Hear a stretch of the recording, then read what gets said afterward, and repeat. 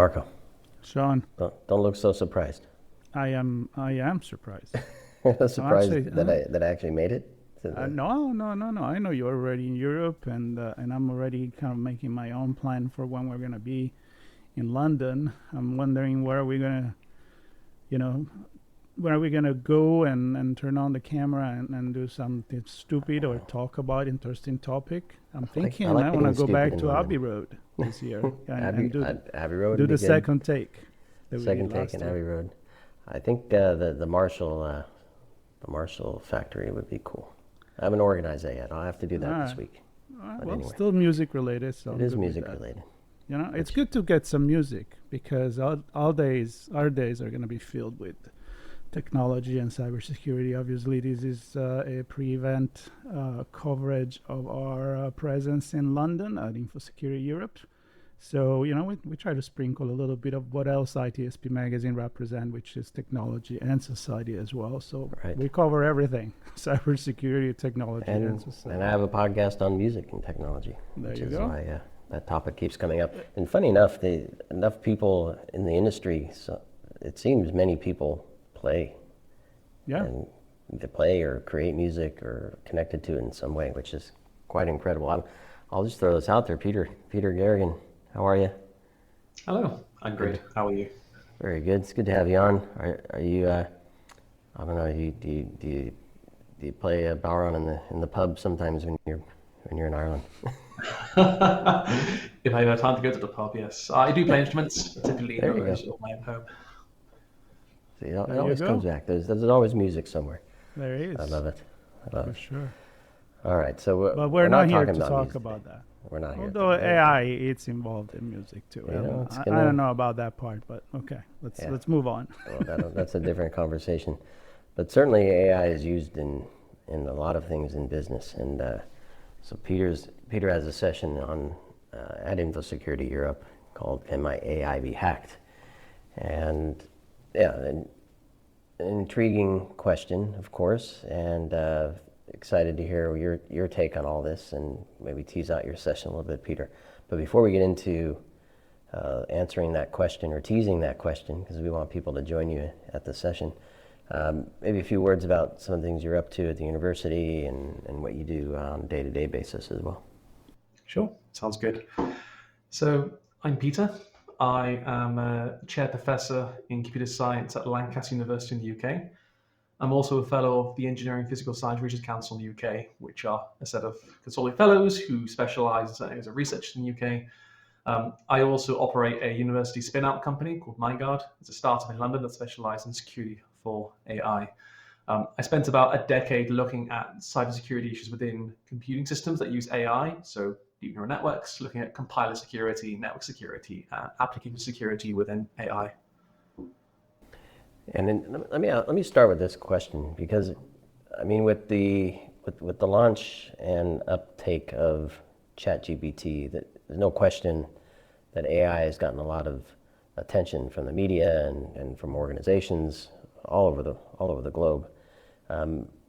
But clearly, AI and machine learning underneath that has been around for quite some time. And so you just mentioned 10 years you've been looking at this. What's the delta in terms of capabilities? Maybe remove the graphical interface that most people have access to now. But what are some of the biggest differences in the models and the use of AI and machine learning and all the other stuff that you've seen over the past few years? Sure. This is a whole research lecture about the history of AI and machine learning. I think to be quite succinct about it, it is still software, and that's no different from what we had for many, many years. And we're going to have the problems and the benefits of doing so. But I think the easiest way to think about AI nowadays, what they really mean are deep neural networks, which is a type of architecture that back in 2014 was shown to actually outperform a lot of other type of machine algorithm techniques. And then fast forward to today, people hear about AI in terms of ChatGPT and large language models.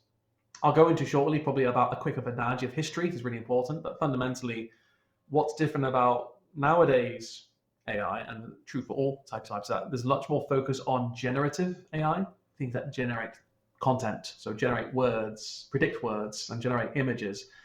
We've had predictive AI for many, many decades, being practitioners. Regression algorithms, linear regression is type of AI in the system.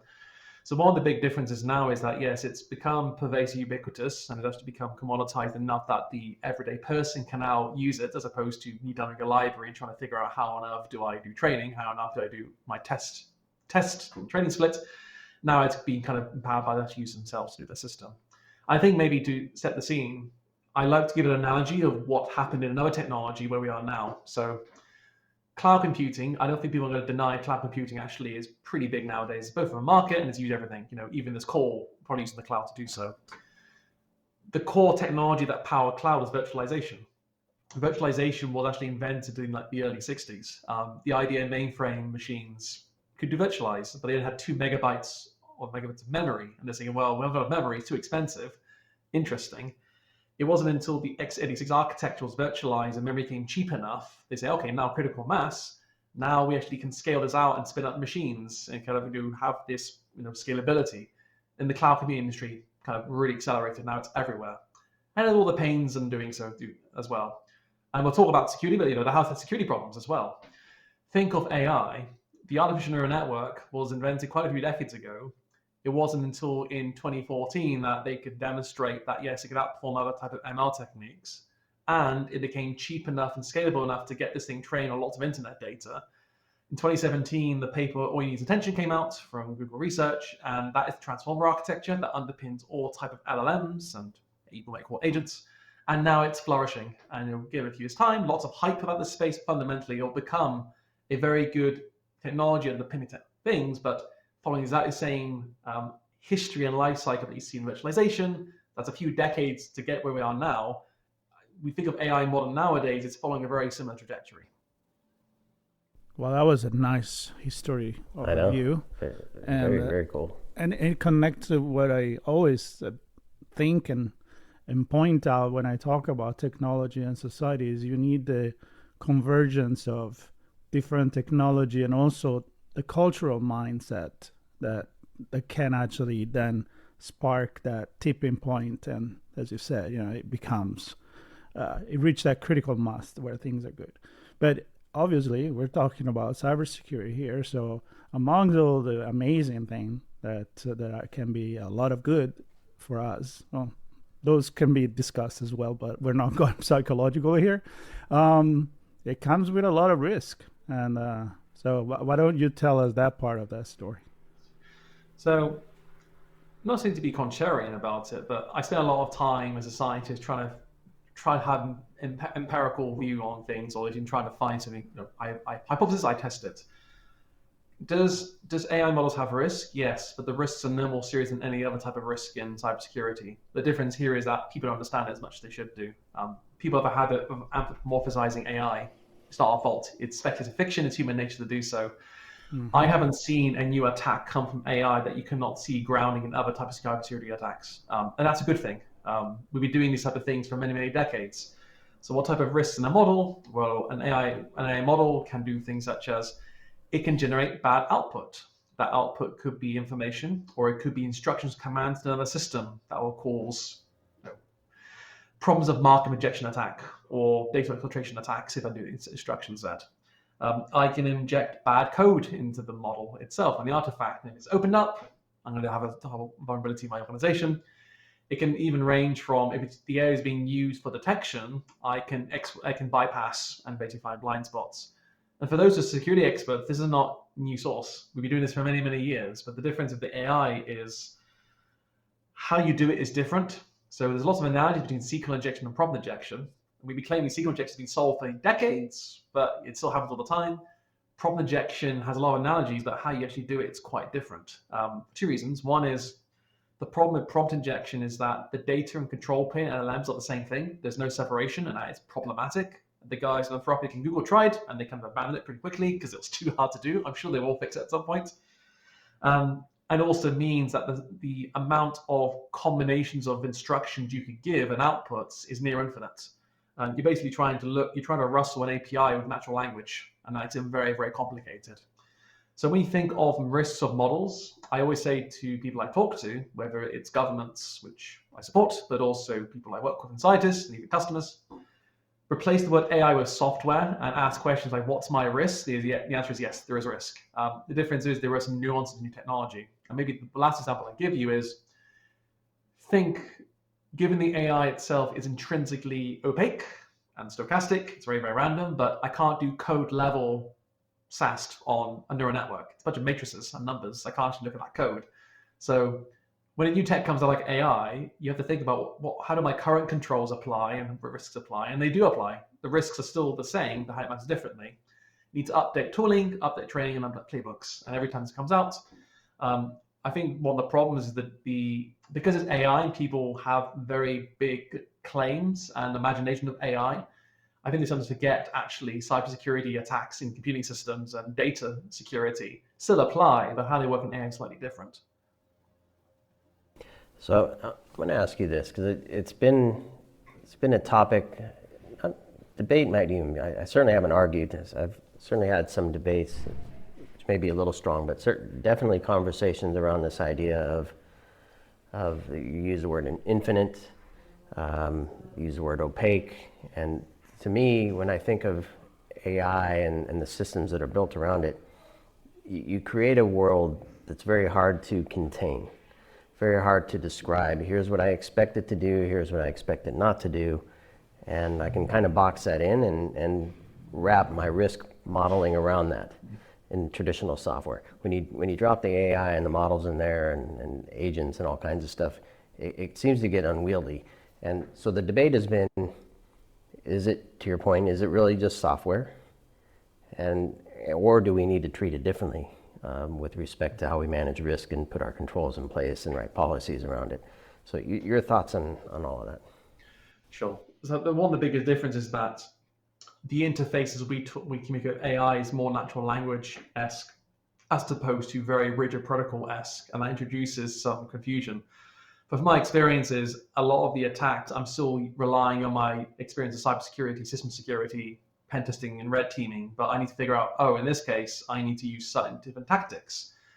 We talk about socially engineering the LLM to do things. What I'm really doing is doing, perturbations or prompt injection to find an instruction I want, which I can also do by fuzzing.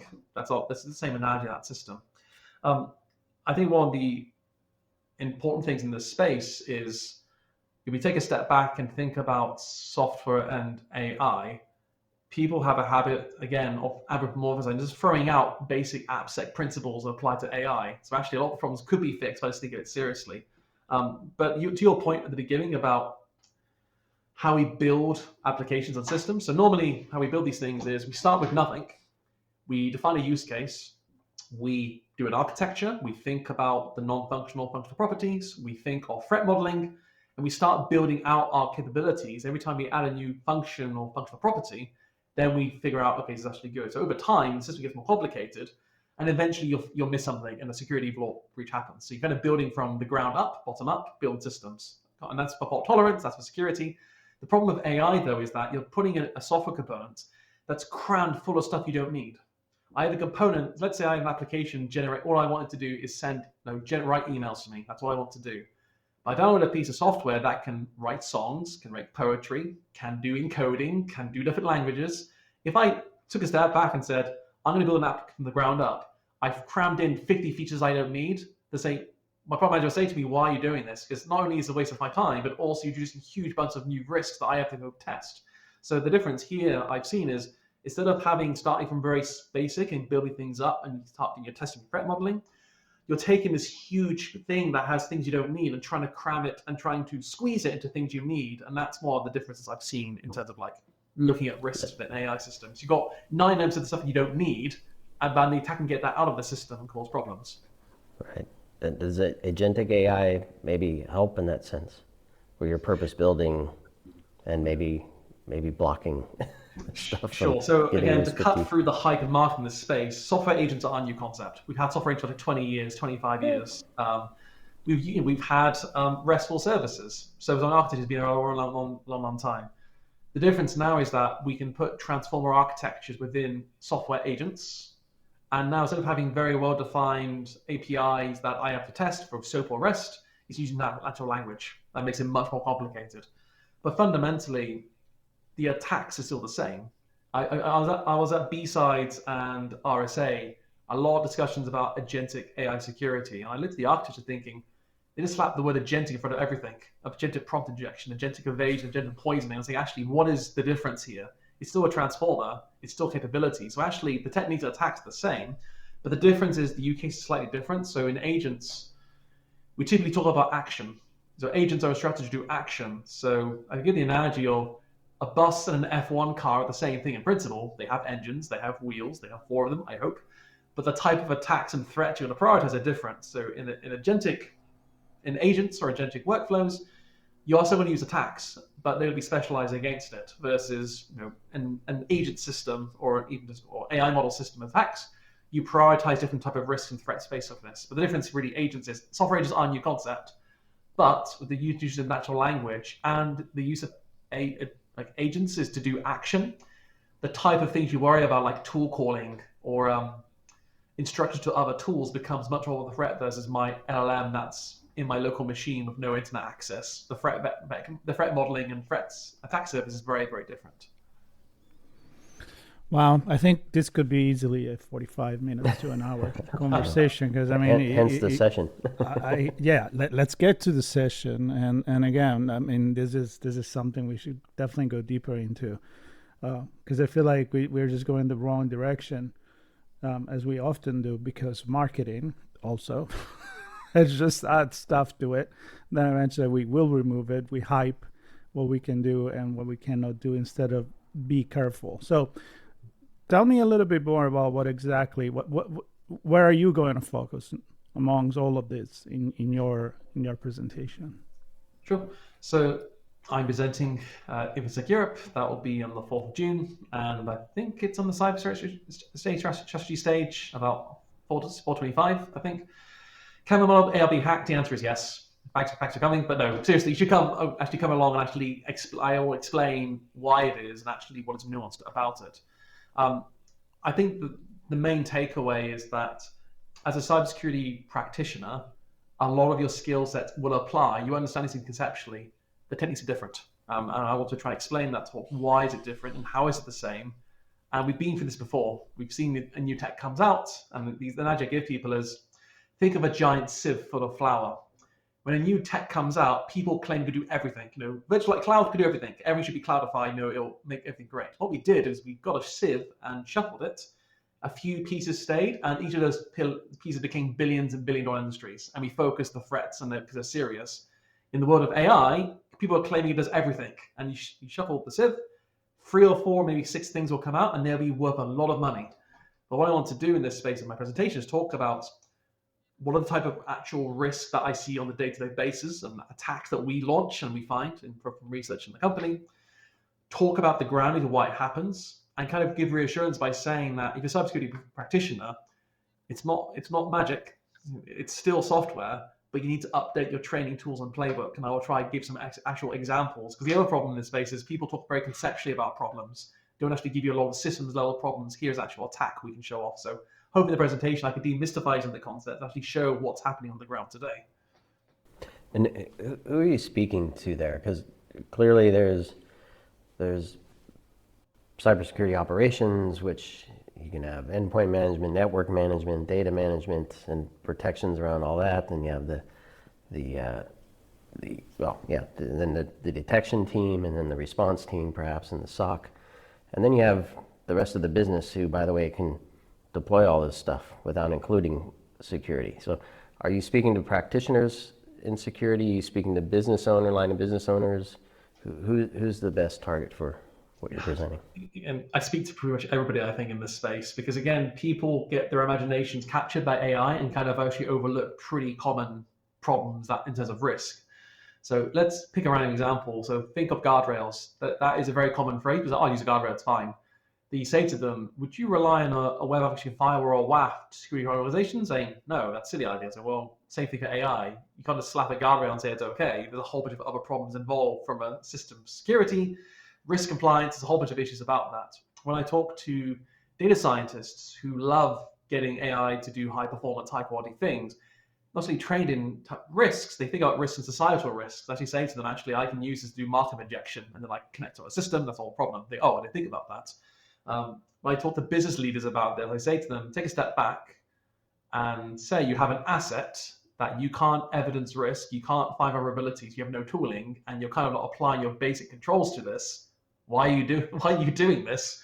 And they think, okay, it actually makes sense now. I probably should be. So one thing I'm advocating strongly to them is take a step back, look at all your standards and current controls, whether it's in GRC, just governance risk compliance, or in security teams, even just app developers, and say to them, let's swap out the word AI with software or data and say, should I do X? The answer is probably no or yes. And I think that really helps them understand. But the problem in this space is that people are overselling some of their capabilities. And in some cases, it's fantastic. In some use cases, other cases, jury's still out there. It's a very nascent space still. And I'm hoping the ones who actually are getting AI into production, they are seeing real problems. And a lot of problems they see are they haven't applied basic controls of application development and or security controls. Some of them have done a great job, but then they're realizing then I haven't got the tooling or the know-how, because I'm an AI expert to actually address this. Very cool. All right. Well, I'm going to say this, which is lately I like to say we go to these conferences because we look into the future. We go for the community. We also go to kind of maybe, hopefully, kind of remove what is talks and maybe focus on what the priority should be. And I think by putting together academics and vendors and technologists and talking about geopolitics, there's going to be a session about that. And, you put a lot of different minds together, and I think maybe we all walk away with a little bit more of a clear picture of where we're standing in cybersecurity. So that's my hope. I think InfoSecurity Europe has been always doing a great job in doing this. I'm excited to be there. I'm excited to meet you in person, maybe even chat a little bit more. And for everybody that cannot be there, they should definitely follow us, Sean, on location. Not much for you, but for me. itsbmagazine.com/infosec25 is the URL. Can My AI Be Hacked is a session that Peter is going to be presenting again Wednesday, 4th of June, 4:25 in the afternoon. Where is it? The cyber strategy stage. Look at that. And of course, we'll be there all week, covering the event, talking to keynote speakers, analysts, some vendors as well. So we'll bring all the innovations, all the mindsets, all the thought leadership that you want from InfoSecurity Europe, or London. And Peter, it's fantastic meeting you. Thanks for sharing your session with us today. Hopefully you fill the room and get a lot of interaction with folks. For me, it's about shedding light on what's new and removing the mystery and finding a path to take some steps forward to do things in a way that the business can grow and flourish and generate revenue, but then also in a way that we protect that revenue and growth. So thanks again. Thanks both. And everybody listening and watching, thanks for joining us, and we'll see you on location. And do stay tuned, subscribe, share with your friends and enemies. We'll catch you all in the next one.